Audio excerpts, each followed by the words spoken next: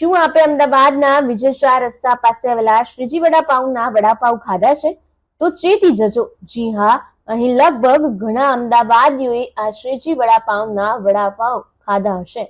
અહીં વડાપાઉં ખરીદી કરવા આવેલ ગ્રાહકે શ્રીજી વડાપાઉંના માલિક પર બટર વડાપાઉંના ડુપ્લિકેટ બટર ભરીને લગાવે છે તેવા આરોપ લગાવતા ગ્રાહકો રોષે ભરાયા હતા અને ગ્રાહકોએ ડુપ્લિકેટ બટર લગાવી લોકોના સ્વાસ્થ્ય સાથે ચેડા કેમ કરો છો જેવા વાક્યો બોલી વિરોધ કર્યો હતો.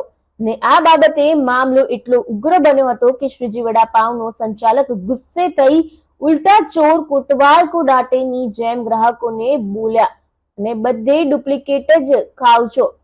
શું આવા વાક્યો યોગ્ય છે ખરા?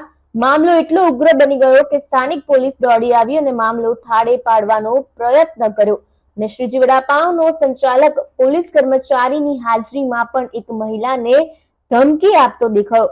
શું જાહેર જનતાના જીવનની આવા ફાસ્ટફૂડના વેપારીઓને ઠીક પણ તંત્રને પણ કોઈ ચિંતા નથી? શું મ્યુનિસિપલ કોર્પોરેશન તંત્ર કોઈ કામગીરી કરવા કરતા હપ્તા ઉઘરાવવામાં જ રસ છે? શું મ્યુનિસિપલ કોર્પોરેશનનું ફૂડ સેફ્ટી ખાતું ખાણીપીણીની જગ્યાઓ પર સમયાંતરે ખાદ્ય પદાર્થનું તેમજ સામગ્રીની તપાસ કરે છે ખરા?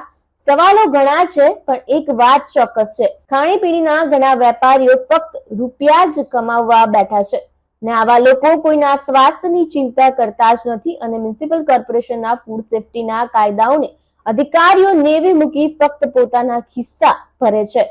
એટલે આવા બનાવો વધી રહ્યા છે. હવે જોવાનું એ રહ્યું કે તંત્ર આ શ્રીજી વડાપાઉં સામે લાલ બત્તી સમાન દાખલો બેસાડી શું એને કઈ કાર્યવાહી કરે છે કે કેમ?